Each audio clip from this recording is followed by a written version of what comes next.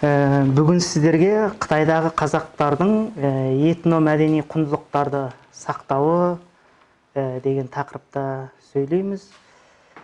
Мен өзім енді сол жерде туып өскен бірақ қазақ ретінде ол жердегі қазақтардың этно-мәдени экономикалық әлеуметтік жағдайын енді біршама жақсы білем деп айта аламын. Сондықтан да арнаулы түрде осы тақырыпты талдадым, өйткені қазіргі жаһандану кезеңінде белгілі бір мемлекеттің қол астында отырған аз санды ұлт қана емес, тұтас бір мемлекетті ие болып отырған ұлттардың өзі өздерінің мәдени этникалық құндылықтарын сақтау мәселесі өте бір күрделі мәселе болып сақталып отыр, яғни бір қиын бір кезеңге түсіп келді десек болады. Мен арнаулы түрде осы үш фотоны алдына қойдым. Неге? Өйткені бұл қазақтың дәстүрлі кигіз үйі. Ал мына жерде көріп тұрсыздар, қазақтың кигіз үйден жасалған, формасында жасалған қолөнер бұйымына Қытайдың да стилі, яғни Қытайдың несі әбден сіңген. Яғни Қытайдың басында Қытай деп тұр, аяқ жағында Қытайдың тұтас территориясы көрсетілген. Ал мына жердегі бір шар, бұл кигіз үй формасында жасалған әуе шары, қазақтардың өздері жасаған. Сондықтан да мен әдейі түрде осы үш нені таңдап алдым. Қазақ деген кезде бірінші мезетте біздің ойымызға кигіз үй келеді. Мынау сол Қытайдағы қазақтардың кигіз үйінен біреуі 2013 жылы Баркөл Мори деген екі қазақ автономиялы аудан бар. Соған арнаулы экспедиция ұйымдастырып, ғылыми іссапарда болған едім. Бұл суреттер сол кезде өзім түсірген суреттер. Енді осы Қазақстанда да кигіз үйлерді көріп жүрсіздер, қандай парқы бар өздеріңіз байқаған шығарсыздар. Ең бір парық мынада. Яғни Қазақстандағы кигіз үйдің шилерінде бұндай тоқыма ой өрнек жоқ. Бұл Қытайдың қазақтарында өте көптеп кездеседі. Одан кейін сырмақтың да мынандай дөңгелек түрде болуы. Қазақтың дүниетанымында дүние дөңгелек дейді дағы, бүкіл жаңағы кигіз үйдің формасы да сол дөңгелек қой. От кигіз дейді бұны, яғни дүние дөңгеленіп, айланып, кезегімен келіп тұрсын деген. Бұл тоқыма шиді, міне мынандай тоқиды. Арнаулы арқа асып қойып, әрбір шиден салып, жіпті екі жағына кезек асырып отырады. Бұл жердегі түсірілген суреттерде қазақтың дүниетанымы, барыс, қой қозы деген сияқты. Жалпы бұны Қытайдың қазақтары күні бүгінге дейін осылай кигіз үйдің нелерін қолдан тоқып, өздері атадан балаға, яғни шешеден қызға табыстап келе жатыр. Енді Қытайдағы қазақтардың кигіз үйі тек қана күнделік тұрмыста ғана емес, оның формасы өзгеріп, қазіргі заманауи экономикалық жүйеге бағытталған көрінісін көре аласыздар. Мынау Ленин Нарат деген жайлауында, яғни ежелгі Үйсін ордасы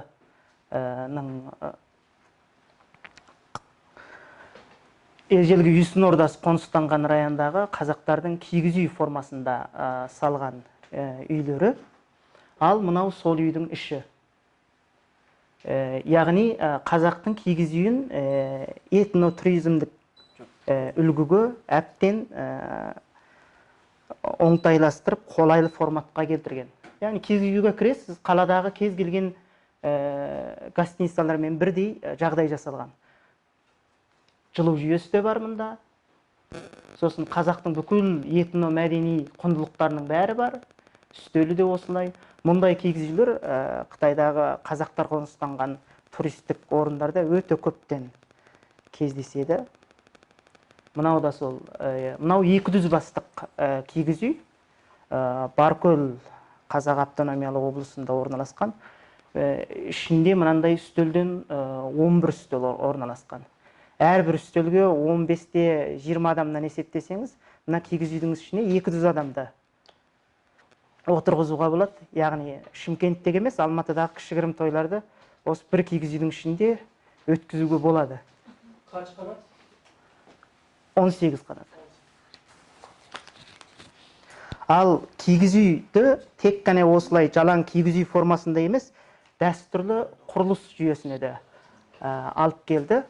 Мынау Ақсай Қазақ автономиялы ауданындағы мәдениет үйі. Қазақтың кигіз үй формасында салынған. Мынау Алтайдағы қазақтардың мәдениет үйі.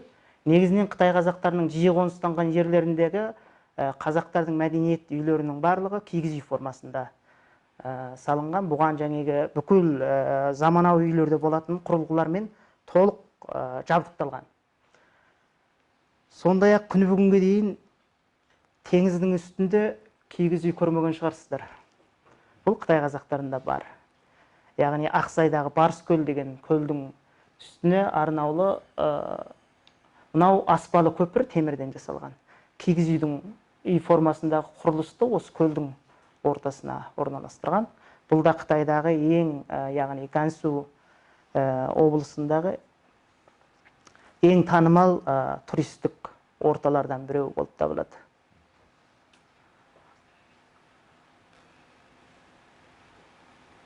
Бұл жерде Ілидегі малшыларға арналып үкіметтік бағдарламамен салынған үйлер. Қазақи иісі аңқып тұр, яғни үйдің формасына осындай кигіз үйдің жоғарғы туырлық үзігі жабылған формасында келтіріп, осындай бір жаңаша үйлерді қалыптастырған. Бұл 2008 жылдан бері осындай форматтағы үйлер Іле Қазақ автономиялы облысында салынып келе жатыр. Ал жаңағы айтып өткен әуешарымыз осы. Бұны да сол Баркөлдің қазақтары жасаған болатын. Негізгі жобалаушы дизайнер ол Ақсайлық қазақ, Ақсай Қазақ автономиялы облысының. Міне жерде де Ақсай деп жазылып тұр. Бұл 2018 жылы майда Гиннес рекордына кірген болатын. Сол кездегі жоба жоспар бойынша осыны жасаған екі жігіт осы әуешармен Қытайдан Қазақстанға саяхаттау деген, ұшып келу деген жоспарын жасаған, бірақ оған Қытай үкіметі рұқсат бермеді өкінішке орай. Ақсай деген төтөші. Қытайдың қазақтары төтө, араб тілін қолданады күні бүгінге дейін.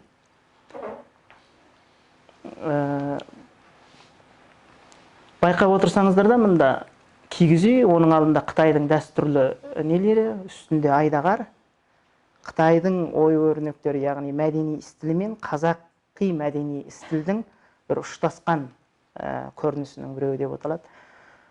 Сондай-ақ Қытай қазақтары өздерінің кигіз үйлерін осылай құрылысқа, жаңағы күнделік тұрмысқа, саяхатқа, туризмге пайдаланудан сырт, оны заманауи өнерге де алып келген. Мынау Алтайдағы мұздан жасалған кигіз үй, қысқы саяхат көрінісі үшін арнаулы түрде жабдықталған. Бұның ішіне де кіруге болады.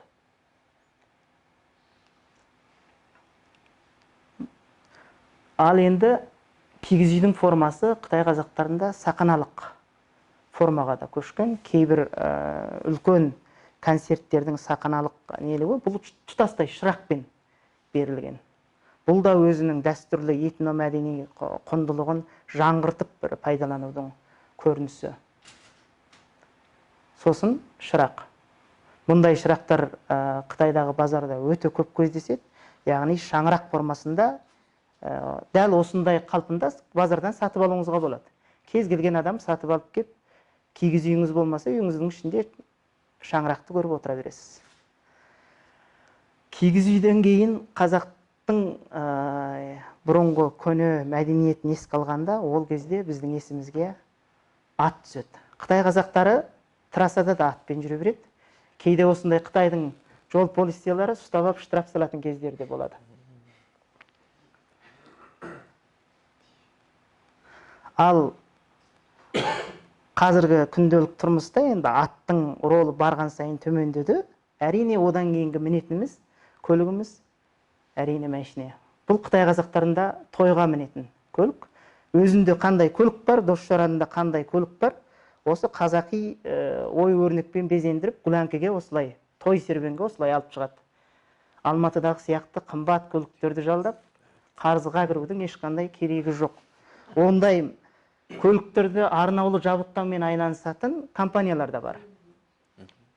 Мұнда сондай бір той көлігін безендіріп жатыр. Өзіңіз көлігіңізді алып барсаңыз болды, жуып, шайып, дайындап безендіріп береді. Міне, келінді енді әкеліп тұр. Бұл жерде шаңырағы бар міндетті түрде. Қазақтардың ғашықтықтың символы болған қос аққу бар. Кейде мына жерлерде жігіт пен қыздың да аты жазылады. Бұл да жаңағы этномәдени құндылықты сақтаудың, жаңғыртудың, ұрпақтың санасына сіңірудің жақсы бір жолы. Дәстүрлі ер тұрманын айтпай кетуге болмайды. Мынау Морей-Қазақ автономиялы ауданындағы ұлттық мұражайда сақталған бір көрініс. Яғни атты тұтастай сойып, оны қайтадан қалпына келтіріп, музейдің ішіне осылай толық жабдықтап музейге қойған болатын. Мынау сол Шыңжаңдағы қазақтардың әртүрлі мұражайларда болмаса жеке адамдардың қолында сақталған көне дәстүрлі ер тұрманның бір көрінісі. Ал аттан кейін қазақтың ақылына қой келеді. Яғни бізде қойлардың басы, қошқарлардың басы ешқашан мұсырға кетпейді. Яғни сүйек пайдаланылған мүйіз, олар осылай заманауи қолөнер бұйымдарына айналады. Шаңырақ, мына жерде домбыра тұр, түрлі түсті. Мынау да міне кигіз үй қазақтың, мынаның барлығы мүйізден жасалған. Тұтас мына шөптерге дейін қылаяғы мүйізден жасап шыққан. Бұл мүйіз ойма деп аталады Қытай қазақтарында. Қазақстаннан қазірге дейін көргенім жоқ, бірақ Қытай қазақтарында бұл мүйіз ойма, сүйек ойма деген өте жақсы дамыған. Мына сувенирлерді өте көп жасайды. Міне біздің туымызда бейнеленген бүркіт. Бұл тек қана бүркіт емес, бұл және шырақ та болады. Үстел шырағы ретінде пайдалануға болады. Менше осы өнерді Қазақстанда әкеп жалпыластырса өте тиімді, жақсы нелердің біреуі. Бұл жылқының жақ сүйегі. Сиырдың мүйізі, жылқының жақ сүйегі. Бұлар ешқашан Мысырға кетпейді, қоқсыққа қайтадан пайдаланылып, заманауи бір өнердің түрі ретінде әрбір үйдің төрінен орын алып отыр, яғни шырақ. Бұл негізінен ресторандарда көп пайдаланады, өте көп кездеседі. Atın çenesi mi? Evet. Avcı yapmışlar. Ал енді осындай кигіз үйде туып өсіп, сақарада ер жеткен бір қазақ үшін туылғаннан қайтыс болғанға дейінгі бүкіл өмірі ол жаңағы әрбір салт дәстүрмен, әдет ғұрыппен тіке байланысты болады. Сондай салт дәстүрдің біреуі міне баланың қырқынан шығару. Бұл сақаналық көрініске айналған түрі. Яғни Қытайдағы қазақтардың өздерінің этно-мәдени құндылықтарын сақана түріне шығарған нұсқасы. Бұл Ағажай Алтай деп аталатын сақаналық қойылым. Жалпы қойылымға 200-ден астам әртіс қатысқан болатын. Бұны орындауға 11 сағат уақыт кетеді. Бөліп қояды. Әрбір сюжетте қазақтың бір дәстүрлі әдет ғұрпы бейнеленіп отырады. Яғни туғаннан тартып өлгенге дейінгі. Бұл жерде жаңағы туған жігіттің сүндет тойы. Бұл да бір сақаналық көрінісінен қиып алған. Ең соңында сақанаға атты да тіке алып шығып тұр. Бұл жаңа ер жеткен, кейін ат жалын тартып мінген азамат болған, ел дізгінін, сөз дізгінін ұстаған деген мағынаға келтіреді. Мен әдейі түрде осы үш нені талдап алдым. Сондай сақаналық көріністердің біреуі мынау. Бұл Іледе өткен ақындар айтысы. Сақананың артын көріп отырсыздар, кигіз үй формасында құрастырған. Мынау сол кездегі бір би билеп тұрған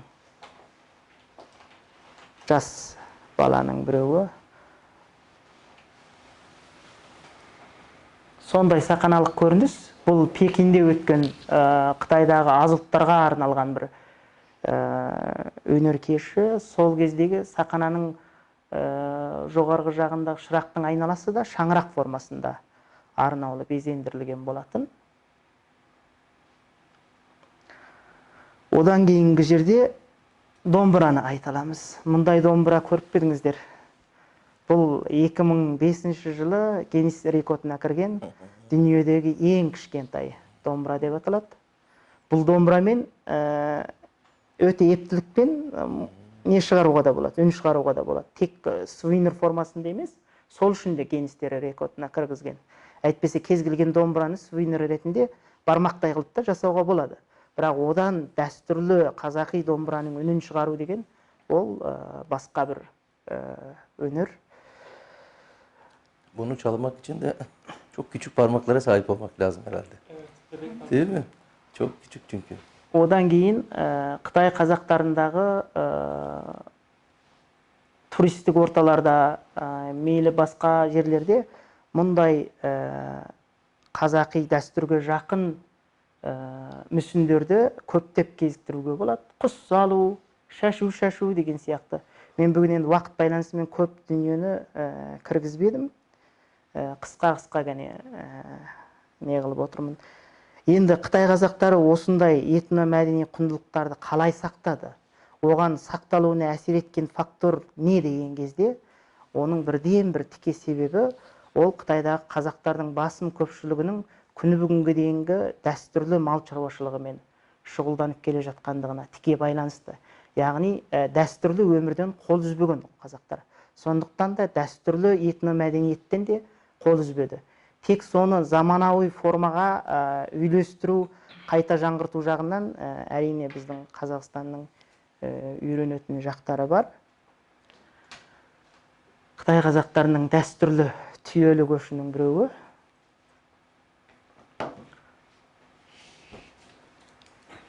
Мынау ботамен ойнап жүрген бала. Мына жерден де Қытайдың белгісі анық көрініп тұр. Кішкентай бір сувенирді ботаның мойнына тағып қойған. Осы бір сурет, егер мынау болмаған кезде мына суретті кез келген жерде түсірілгенін білуге болады.